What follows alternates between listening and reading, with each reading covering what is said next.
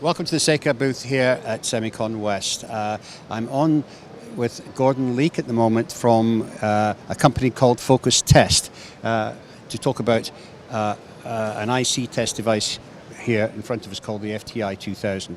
So nice to see you, Gordon. It's nice to be here, thank you. Okay.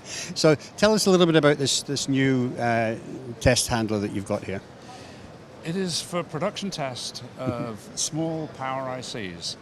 We're able to do up to 100 amps and up to 1,000 volts on typically 8, up to 16 pin devices. Yeah. We do a lot of very simple 3-terminal LDO regulators, DC to DC converters, and small devices like that. Right. So, but it's aimed specifically for power. For power, okay. And this is just the interface, of course, it comes down to the... Right, yeah, we would normally have a simple cable interface down to a Pi card for an SRM or one of the turret handlers because those are very fast. We're usually dealing with very low cost devices where the cost of test is very important. So we want to have the fastest possible throughput, and the tester is very fast, and so we also have to have a very fast handler as well. Okay, okay.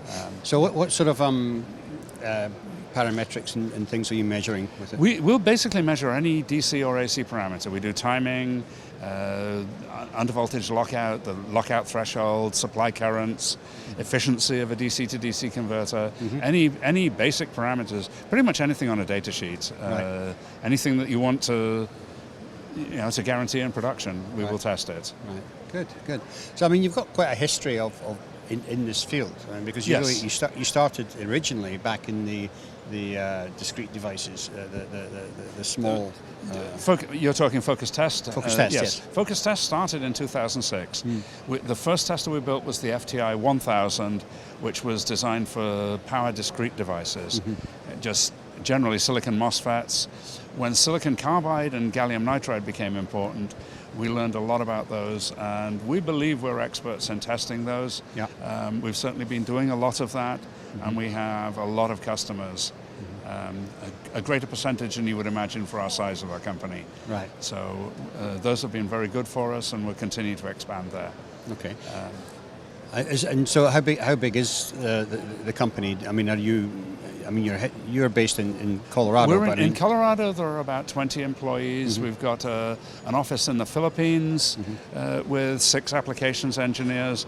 We have people around different places throughout the world, but we're a very small company by any definition. Right. Right. Yes. Okay. Okay.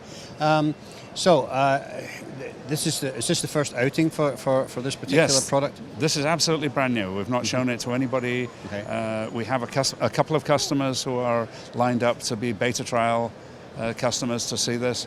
Yep. It is actually 100% software compatible with the older FTI1000 products.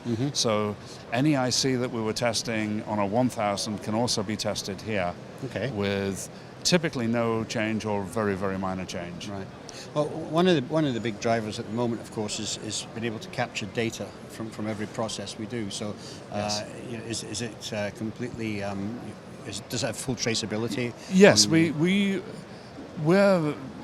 we data log every single parameter, and we log it all into STDF, so it can easily then be imported into customer databases.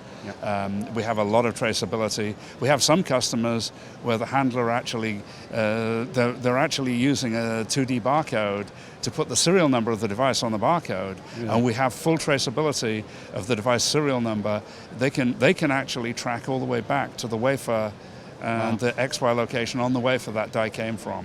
That's been very important in some of the GaN parts, because some of the issues appear to be located to certain areas of the die. Areas of the wafer.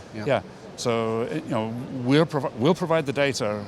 We don't necessarily suggest how you use it, but the customer can do that easily. Yeah, excellent. Well, congratulations on the launch of the FTI2000. I hope it goes really well for you, and thank you for showing it to us today. Yes, well, I hope it goes well as well. Thank you for the time.